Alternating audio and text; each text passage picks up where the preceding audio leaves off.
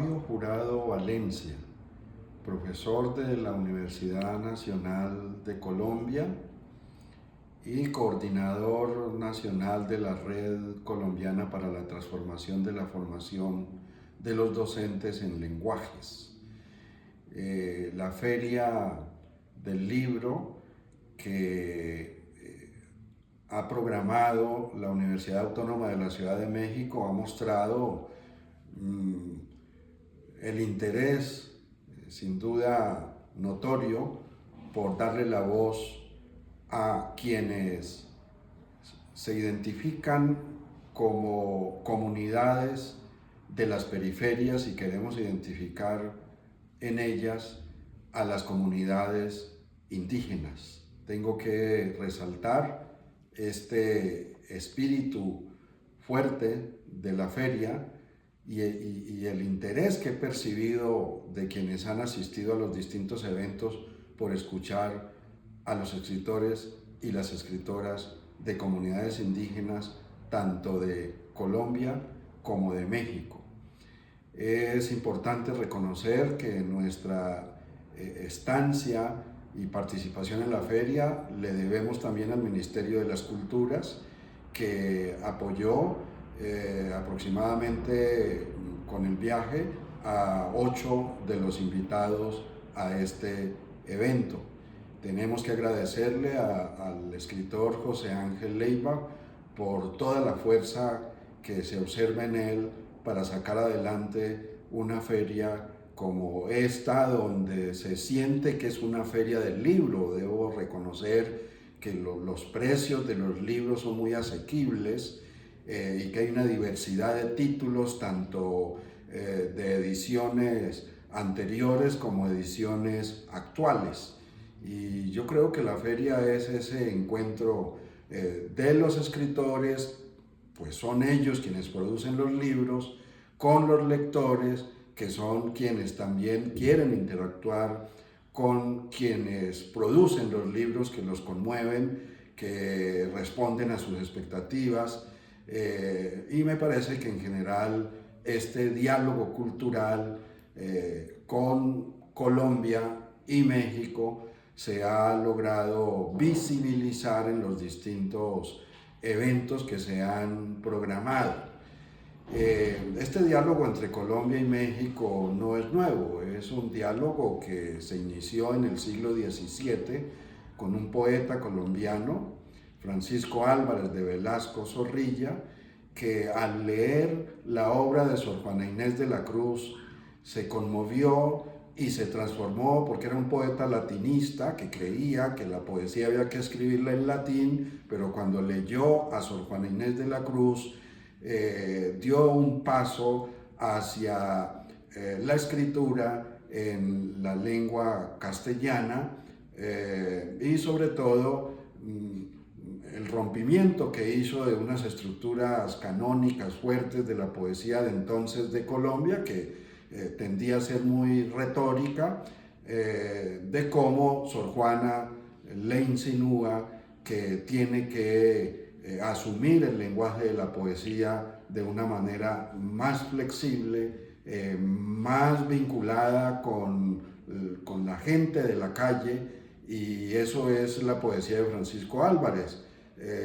Una poesía que muestra desde el lenguaje lo que es la gente en la vida cotidiana, y hay que decir que se enamora de Sor Juana Inés de la Cruz, decide escribir un libro sobre Sor Juana Inés de la Cruz, que en efecto lo escribe. Cuando tiene el libro, vende sus propiedades y viene a México, llega a Veracruz, pero estando en Veracruz decide continuar a España para publicar el libro allí y luego venir con el libro publicado para asegurar más la relación que pretende con Sor Juana Inés de la Cruz.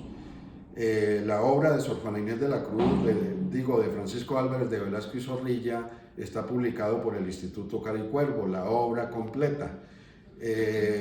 Y es una obra que, insisto, constituye el punto de partida del diálogo cultural y literario entre México y Colombia. Ya será el siglo XX donde se intensificará este diálogo, no solo a nivel literario y de lo que hacen los artistas, sino también a nivel político. Tenemos que reconocer en México un país que ha recibido muy bien a quienes llegamos para investigar, para escribir, para conocer esta historia tan particular entre todos los países de América Latina como es la de México. Las becas que hemos recibido para cursar las maestrías y los doctorados, creo que lo hemos compensado con las investigaciones alrededor de escritores mexicanos. En mi caso, se trata de la obra de Juan Rulfo, sobre quien hice la tesis de maestría, y se trata también de Juan José Arreola, Sor Juana Inés de la Cruz y otros poetas y escritores contemporáneos que identifico como referentes para la literatura latinoamericana y que hizo parte de la tesis de doctorado con un elemento de puente, de articulación, como es la educación.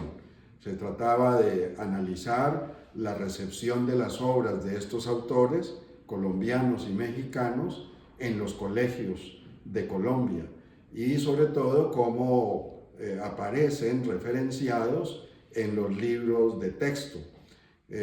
Fue una tesis de doctorado que posibilitó repensar los horizontes de la investigación en educación y su relación con la literatura. Yo diría que literatura y educación es lo que me ha animado a escribir, a repensar lo que somos como ciudadanos latinoamericanos que identificamos en México un país que nos recibió, que nos abrazó, que también tiene que ver con la historia de Álvaro Mutis y de García Márquez. Lo he señalado en este homenaje que ha sido programado en la feria, de cómo García Márquez y Álvaro Mutis siempre estuvieron también pendientes de fortalecer los lazos entre quienes llegábamos con los escritores mexicanos.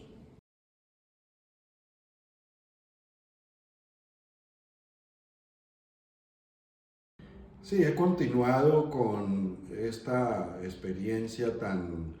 epifánica como es la de trabajar con la literatura mexicana en diálogo con la literatura colombiana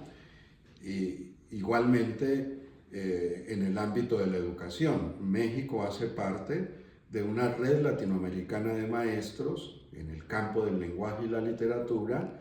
Yo soy el coordinador de la red colombiana y la red mexicana mantiene un contacto continuo con nosotros.